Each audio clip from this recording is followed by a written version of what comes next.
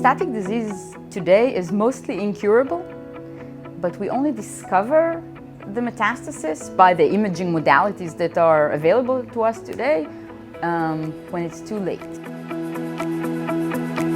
If we can understand what is happening before that, maybe we can prevent the metastatic spread from happening, and that's my vision for what will happen in 10 years from now. Many types of cancer that we hit our head to the wall trying to define one molecule that will fight this disease or this cancer. And what we see in the last years that there is combination of molecules that affecting few pathways. We developed technology that enables to look at these epigenetic alterations in the blood and use it to diagnose cancer. I hope that in 10 years from now, this technology would enable non-invasive diagnostics of cancer using a simple blood test. My research focuses on a very characteristic trait of cancer. It changes in the number of chromosomes in the cancer cells.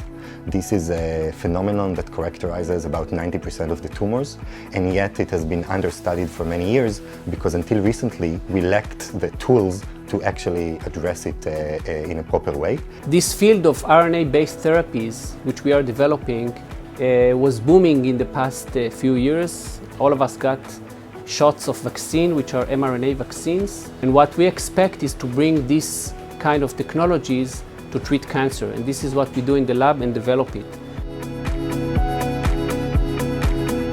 We focus on creating three-dimensional cancer models that include not only the cancer cells, but also the microenvironment cells. They include blood vessels that we can flow the blood of the patient, so that means that we have the immune system.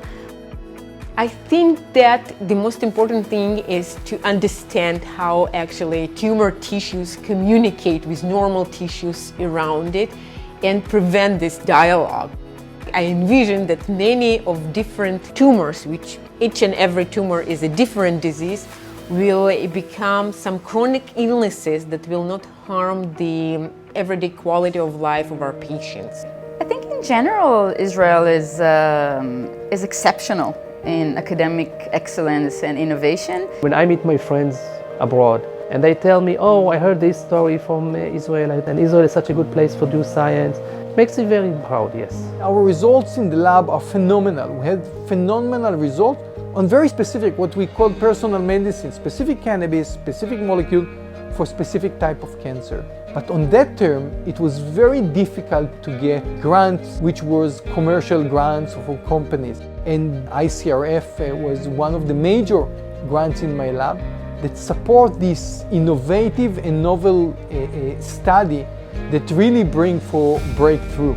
I very much appreciate the funding that the lab received from the ICRF. It's very important that we get funding to do this research. Since I was an early career researcher, I was supported by the ICRF.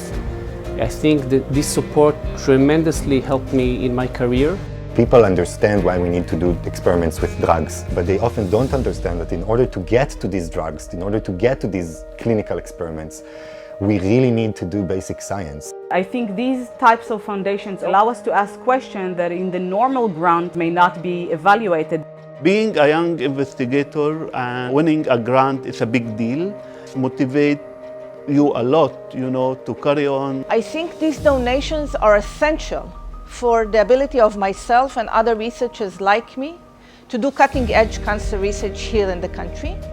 Thanks to you guys, thanks for your support. We couldn't do without it. I wish that we will continue doing the great science that we are doing with your help and others. I'm very thankful to the ICRF. I'm wishing all our donors hope and happiness. Every day we have some small victories in cancer research, so I hope those small victories will kind of come together and end up with some huge breakthrough in cancer treatment.